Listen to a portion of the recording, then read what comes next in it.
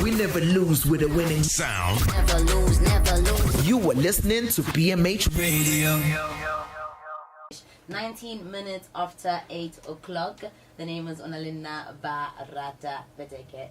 On Twitter at Ona_Peteke. And of course, we are at BMH Radio on all social media platforms and live www.bmhradio.co.za.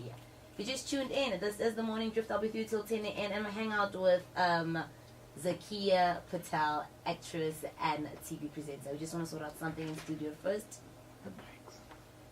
Don't worry. We're sorted. Yeah, we sorted. Good morning. As long as I can hear you. Great. Hello. They were good, yeah. So, Zakia, just tell people who you are and what do you do for those that do not know who Zakia Patel is. My name is Zakia Patel. I am an actor, presenter, producer, and recently someone called me a model, and I'll take it. I'm 1.5 meters, so I'll take the fact that someone is like, and she's a model. I have been on shows all across South Africa, starting off with the movie Material, then doing The Wild, High Rollers. Oh, yes. I kind of leveled up on SABC with Strictly Come Dancing, where everyone got to know who I am as a person because it was reality. Then started presenting a show called Mela, also for SABC. Done an amazing show called The Docket. So much stuff on the go right now. Yeah. The Docket on SABC, Mela on SABC, a show called The Girl from St. Agnes, and now 3 days to go, movie out in cinemas. Oh, yes. We'll talk about all of those as time goes by. I want to know from you, what steered you in the direction of the entertainment industry? Because I don't want to say acting in general, only because you're also a presenter. Yeah. So, honestly, I don't really think I had a choice. My dad always tells the story of the fact that he's of Indian descent and they were a part of gypsies, his tribe, and there were different caravans of the gypsies, the doctors, the lawyers, the handymen, and our caravans were the performers. So up my lineage, the blood from there are all the performers, the entertainers, the storytellers, and it's so evident in my family, and I've always wanted to be an actor. I'm very short because it's in my blood, and my whole family said when I thought, oh, I'll do psychology or architecture, they literally were confused. They said, why are you, this is not you. Why don't you do what you absolutely love? And I mean, it goes against the stereotype of an Indian family saying, you must be a doctor or a lawyer. So I've been very blessed to be pushed and supported in the direction of what I love doing. That is really awesome. I want to know from you, like you said, you've done The Wild, High Rollers, The Docket, Isidingo also. Oh, Isidingo. Yeah. You know, so how do you know when it's time for you to shift to like another character? Sure. When I entered the industry, I always promised myself that I wouldn't stay on a show longer than a year. Wow. Because I wanted to stretch and grow. And it's just it's become so safe. You stay on a show, you buy a house, you play the character, you know it inside and out, you know the team, and the universe has given me what I wanted, whether I wanted it or not. With The Wild, after the year I was on, the show got cancelled. When High Rollers was on, the show stopped, and then there was a big break before the next seasons. With I was going to say couple with Isidingo, I got another show, which was a show to produce, so I had to part ways. So things have always happened where I don't stay too long. Also, I, as an actor, I never want to be a Cameron Diaz or a Hugh Grant. You know exactly what characters they're going to play. Exactly. The playgirl, the playboy, the fun girl, and that's never what I wanted to be. I've always wanted to be a character actor who is never typecasted, basically. Yeah. You don't want to do that. Yeah, that's awesome. I want you to take us back to your first ever acting audition. Oh my gosh! Oh my gosh! What was I know it exactly like? what it was. Okay, well there were two. When I was very, very little, I went to the Simba Chip casting. Okay. I was tiny, and I went into a room, and it was full of these really skinny little girls in bikinis. I wasn't skinny at this stage, with their hair crimped like crinkle cuts. So they all came looking like a Simba Chip with their golden hair, and I was the only sort of girl of color in the room, and I went in and I dazzled them and then didn't get it, and I thought this is rubbish. And then as an adult after university, My first big audition was for Material, and I remember getting lost. So I was like, oh my gosh, I'm going to be late. It wasn't lost, it was just a long road, and I didn't know where the number was. Anyway, got there, ran up the stairs, did this audition for the love interest of Riyad Musa, and fled. And that was it. And then 2 years later, I went on to IMDb, because I was thinking, what happened to this movie? I wonder who got cast. And when I went onto IMDb, I also opened my email, and in my email, my agent said, they want you for this movie. Wow. They want you for the little sister because you look too young. And that was it. I can't remember. I think Craig Fremont was in the room. A dude, one of the producers, Ronnie Aptieka was in the room, I'm pretty sure.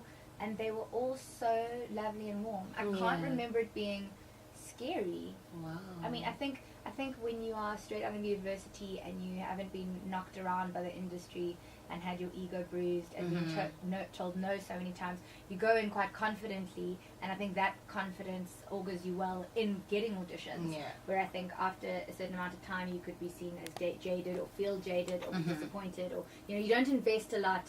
I mean, you do the work for the auditions. You go in, you learn your lines, you work on it, you choose a character, you make bold choices, but you don't put your heart into getting it, because if you don't, you'll be crushed every single time.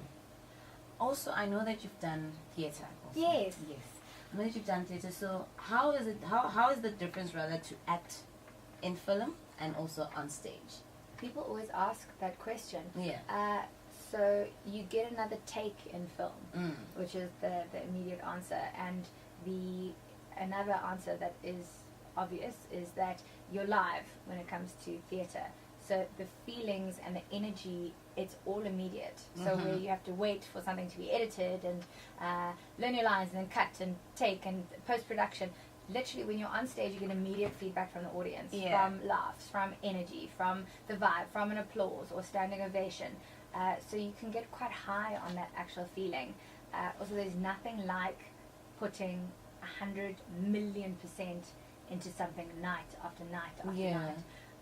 I've done quite a long run. I did I think this is a long run. Some people do shows for years and years. I don't know how they do it. I think you just have to build up that stage stamina.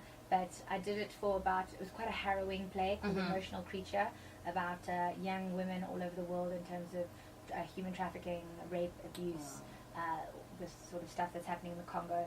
And I did that for 12 weeks, and it was, afterwards, I was like, I need a break or a therapist or both of the above. Yeah. 33 minutes after 8 o'clock, just tuned in. This is The Morning Drift, and I'm hanging out with the actress and TV presenter Zakia Patel. So, I want to know from you, do you think that women are given a fair chance in the entertainment industry? It's such a tough one. We were at a big workshop with our agent, and one of the big actresses said to her, so do we get paid the same as the guys? Because she knows she's paying our salaries. And no, we're not. We're 100% not. In this day and age, we're still not being paid the same as men. There's a very interesting documentary on Netflix called Explained, and it's a little one. It's about the gender pay gap, and the angle of this documentary is it doesn't it's not that women are paid less. This is how it works. John and Jane go to school, they go to university, they get the same degree, etc., etc. They both enter the workforce and they get married. They have a happy life, blah blah blah blah. They both get promoted. Then Jane falls pregnant, and Jane takes care of the sick kid, and Jane does the school runs, and Jane goes to the PTA meetings, and Jane does that. So Jane hasn't been at work for 40% of the time, but John is still there. So John can apply for the promotion, but Jane can't. So they say it's not a gap that is directly put into the it's not like, oh, because you're a woman you get paid less, but it's because of the responsibilities you will take that you're paid less. But that's not the case in the acting industry. I mean, you see all the stuff overseas with what is that, the actress from Hunger Games, Jennifer Lawrence. Yes. Yeah, Jennifer Lawrence made a big hoo-ha about it when it came to American Hustle. I know lots of male actors are how's this, accepting being paid less so that their female co-stars can be paid equally and fairly. I mean, that's just one aspect of it. I have noticed on set I mean, very often it's a male-dominated industry in terms of directors, casting agents, etc., etc. Yes. But when you get there, very often, and I think it's also because I'm physically small and I look quite young. People take me for a fool. Young, yeah. People take me for a fool. I'm not. I'm 31. I've been in the industry for 10 years, and so when I have to assert my voice. You know, when I go onto set, I can't just pop up in shorts and a t-shirt. You know, you wear heels, you put on makeup, you look, you play the part, and I lower my voice.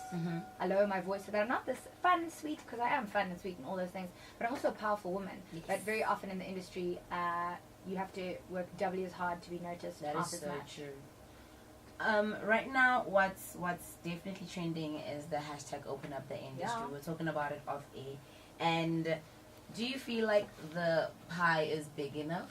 Of course the pie is big enough with the sort of content that's being created and intelligent content. There is definitely an opportunity for everyone. I was saying off air in terms of I've been classified as an Indian in South Africa, Yes. and you always know because you go to the castings, there are only a handful of you, and you know when someone new comes along, and a director snidely pitted me up against one of these young girls. Oh, how do you feel about her taking your work? And I was so reactive. I was so hurt because firstly, that's not what I put out into the world in terms of my energy, in terms of the way I speak to women, about women. I'm all about female empowerment, Oh, that's upliftment, and the amazing. sisterhood. And I mean, I've got all these young girls' numbers, you know, and always asking, how's it going? Can we connect? Can we do this? Can we do that? Do you need help? Whatever it is, because we have to keep uplifting each other. For me, it's not about whether my brown person gets the role. It's about any brown person who getting the role, Yes. because that's a step up for us, a leg up for us. It's all those things for us. It's not about one person and one person's race. Also, if I didn't get the role, it's not for me. Also, I'm not playing. Oh, I am. I keep playing 17-year-olds. But you know what I mean? I've played it. I don't have to get the role where I'm a student again and a young, a little girl again. That's not it. And in terms of opening up the industry in general, I think there just needs to be an understanding, and this is where experienced actors and performers and people in the entertainment industry need to mentor the younger generation coming That's in. so true. You have to mentor them, because the thing that is stressful is if you're new, you don't know what the minimum fee is, and you're going to say yes to anything. And the problem is that drops all of our salaries for now and for the future. And you don't want to be getting paid peanuts for your amazing skill and talent, because that's what this is. So I think a lot of it has to do with educating the new crowd and the new crew that are coming in, and mentoring them on what this, and also what the standard is. You can't just rock up on set late. You can't, you know, there's certain things that maybe younger people don't know, so they need the Exactly. guidance. I want to know from you, out of all the roles that you've played as far, like, which one would you say was like your favorite? Oh my gosh, that is so hard, because I realized I'm by no stretch of the imagination a method actor, which means I'm not a Christian Bale who starves himself for the machinist, or you know, acts like an a-hole to absolutely everyone when that's my character. I'm not like that at all, but my characters really do affect me. Yeah. They 100% affect me. I'm trying to think. It's so tough, because the most recent thing that stands out in my brain is the girl from St. Agnes. I played a matron called Sharon. Wow. Yeah, and I look like a baby, and I was shocked that I was cast as a matron. That's amazing. But she's a nurse, and she's very religious, and I think it's very easy to, when you read her on the page, to make her a goody two-shoes and sweet and innocent. But if you read the story, and you read the story of her relationships around her, she's more than just a goody two-shoes. She's a friend who loves to gossip. She is a woman in deep wanting of her husband. She's a horn dog. She is a faithful Christian. She's very, very caring when it comes to her girls. So that for me was a huge challenge, because it's not the usual. Not the usual. I mean, I often get cast as a wild child. So Yes. to play someone so rooted and still, that was a huge challenge that I loved. And Absolutely. another one, they're both out now. 3 days to go, I got to play a young wild child, but she's a mom. Candace. Yeah, she's a mom, and my acting coach and I were chatting about her, and she said, "What do you think about Candace off the top of your head? And I was like, she's a hoe. You know, she's got babies from different baby daddies. She's chasing married men. And then she reminded me, and it's such a beautiful reminder to have as an actor, is as actors we have this amazing ability to transform ourselves psychologically and physically by, you know, wearing different clothes and changing our voices or whatever it is. But there's also the spiritual side of performing. Yeah. And that means this story of Candace, some woman in South Africa has experienced this. She's fallen hopelessly in love with someone and had a baby with them, had a heart broken, had a baby with someone else, and she is now looking for love and possibly in the wrong places. And the partying and the drugs and the short skirts, it's a way to get attention and to validate herself in a world that she's actually really, really hurting in. So it's quite beautiful. It is beautiful. I've seen it. However, I want to know from you, obviously I can see how the storyline is on 3 Days to Go with no family's perfect, basically. Yes. So would you say, have you taken some rather elements from your own personal family experience just by looking at certain characters there? It's so interesting. My dad called me yesterday and he'd watched the movie with my mom, and he said to me, he's like, I saw lots of Zakia in that role, and I was like, oh, she was such a bitch. and then I realized, I mean, my parents have seen every facet of me, obviously, and there are definitely times when I am sassy and bitchy and rude and sarcastic. I just pushed it all into one character, so where we all are quite multi-layered.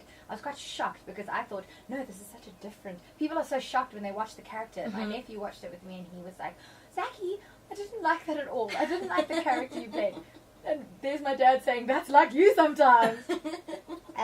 In terms of hashtag no family's perfect, you can identify with all, because there's so many characters and they're three-dimensional and they're so layered. It is great because you can see, you know, there's always the martyr in the family. There is, I mean, I know we've got some playboys in the family. Yeah. We've got people who are gamblers. My granny and I go gambling all the time. I mean, we're not addicted to it. Yeah. I'm not. What are you saying about grandma? We like to gallivant. That's what I'm saying. And you know, the one who's plastic and prepped and primed to the hilt. So no, I could definitely identify with lots of the madness in the family. If anyone out there wants to say their family's perfect, they must just step. Yeah. Also, I want to ask you something interesting. Also, if you could play another character in the movie of 3 Days, whose character would you want? Ricky. Do I have to be a girl? Ricky? Okay. Ricky? Okay. Or Babes, to me. Oh, obviously. yes. Oh my gosh. She was literally, her entrance, guys, when you watch this movie, it's just these patent leather black heels. Clack, clack, clack, clack. And then it pans up to the crime boss. Babes. How is it also working with Bianca Isaacs? So I worked on another one of Bianca's movies called The Jakes Are Missing years ago, and she called me to do 3 Days to Go. We had lunch about it, and chatted about the character of Candace, who was then Tina, and it was, I wanted to do it no matter when it was, no matter what it was, because the story was so beautiful. And not just that the story was beautiful, and not beautiful as in a happy ending and rainbows, as in a three-dimensional look at a family of color that wasn't about their color. Because for me, this could be any family. You know, it's not about an arranged marriage. It's not about doctors and you know, the typical things Indians are portrayed to be. Exactly. For me, it literally, this could be a Mexican family. It's got international appeal. So what I love about working with her particularly is the story. It's also her directorial debut. And if you look at that movie, you would never say this woman has never directed anything. I'm very not proud. I admire that she took a story quite personal to her and put it up on screen, because that's huge. I mean, would I put my personal stories out there and air my laundry? I mean, they put the disclaimer at the bottom, all the characters are fictitious, etc., etc. But I don't know. Also, this is now just a bit off topic. Went through your Instagram Okay. and one video caught my attention. You're actually a good dancer. Oh, actually, a good dancer. Actually a good dancer. I love dancing. That's where you'll find me when I'm not working. I'll be at a dance class. I love Taki's dance class, rocking in heels. Even just at the gym Zumba, it's one of my favorite ways to work out. It's one of my favorite ways to let go, and I just feel so sexy when I'm doing it. It doesn't matter where or how or when. I did Strictly Come Dancing and I won. Oh yes. But that was not the type of dancing I like to do. It's so funny. My mom loved the BBC Strictly Come Dancing, and she would watch it, and I was always like, "Oh, can we change that channel?" And when they called me to do Strictly Come Dancing, I was like, "Yes, yes!" And I was like, "Oh, hold on, I'll need to see if my schedule is free." And inside, I was like, "Yes." Knowing very well that you wanted it. Just let me dance.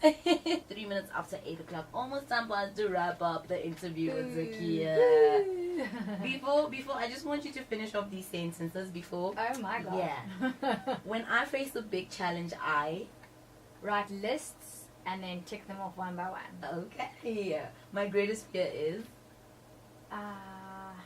losing people I love. Oh wow. And then if I could go back in time to when I was 20, I would tell myself, oh my gosh, that you are more than enough, and that you are beautiful and you don't have to be very thin.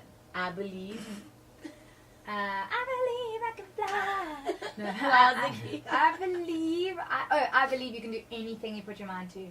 And lastly, the biggest lesson I've ever learned is work harder than you have ever worked in your entire life for what you want. You know, Will Smith has the quote about the treadmill. The one thing he knows for sure is that if he gets on a treadmill with someone else, he's going to die before he gets off. And that's exactly how I work. Oh wow. One thing I want to also know from you, do you see yourself, because I can see you love the arts, you love it so much, do you see yourself maybe having your own arts academy at some point? That's very interesting. Or an agency, I don't know. A long time ago I thought about doing, there was something I did when I was younger called Kiddie Fit, which is like aerobics / dancing for children, but it makes exercise and moving your body fun. So, for example, and shoot the hoops.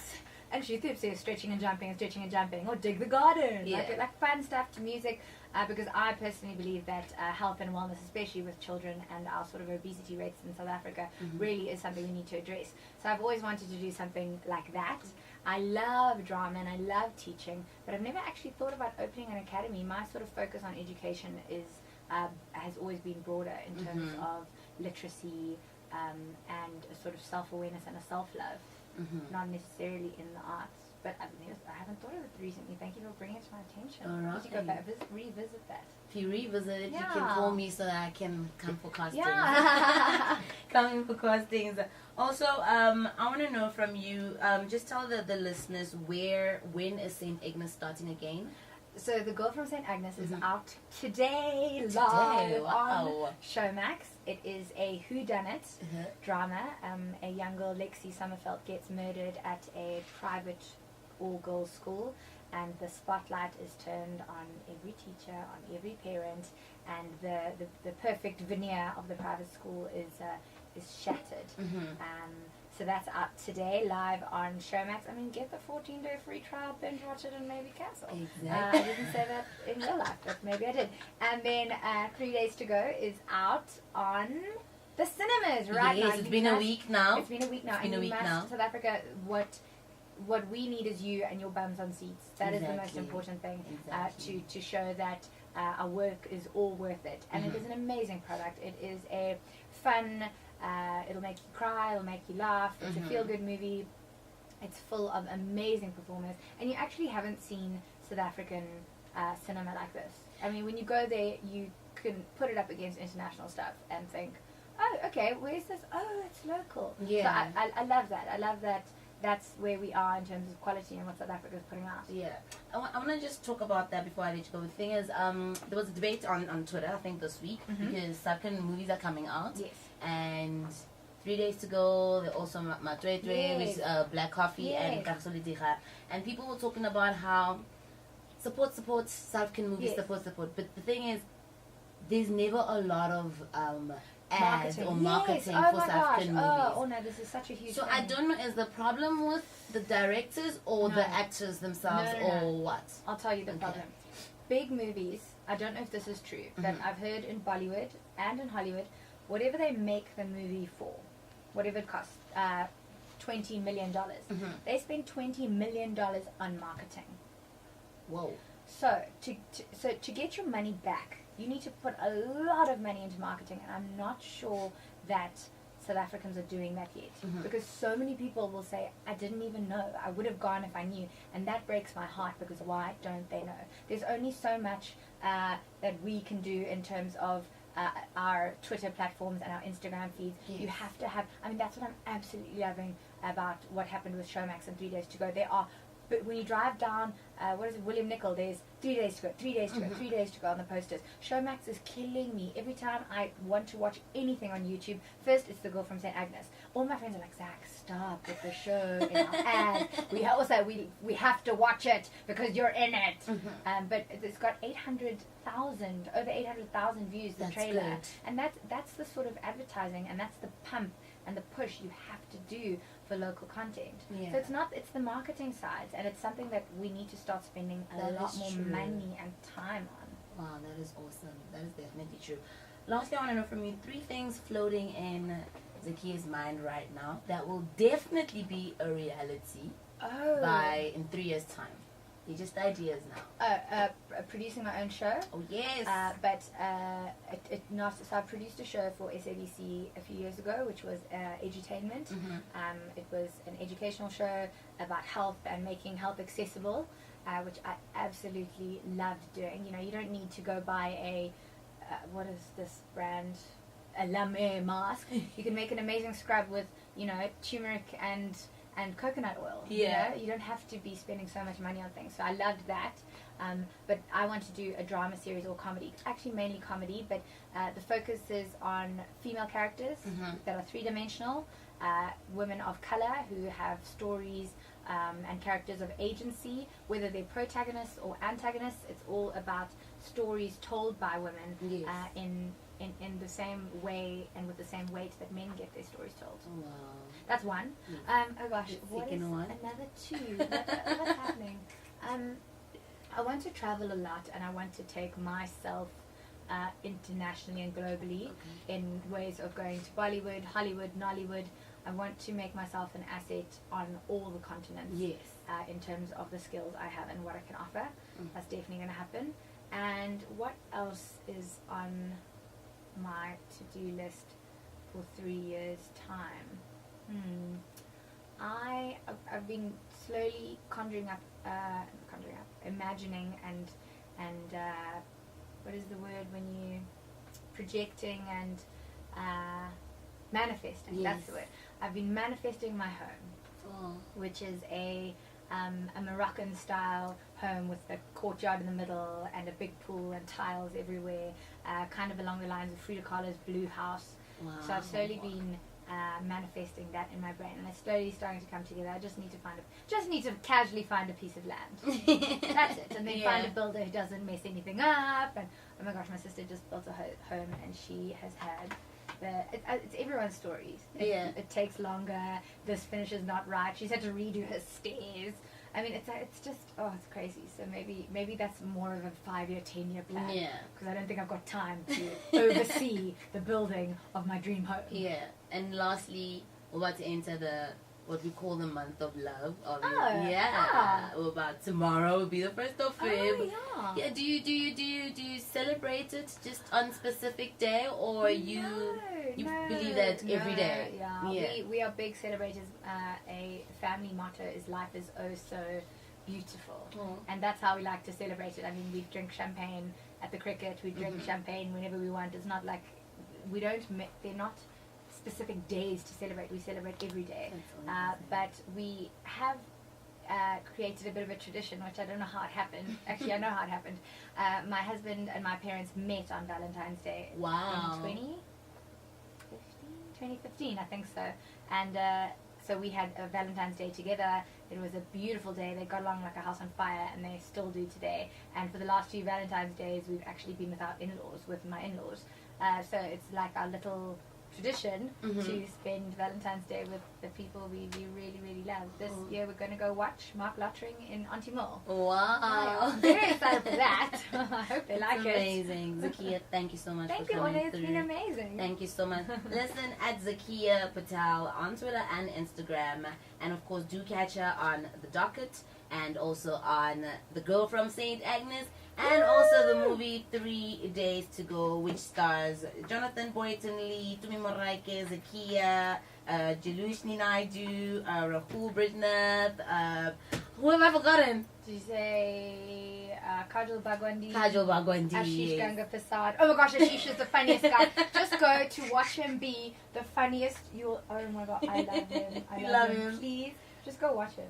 Alright then, that is Zakia Patel, ladies and gentlemen. And I'll be back in just a couple of minutes. Let's go. BMH Radio got the cool vibes.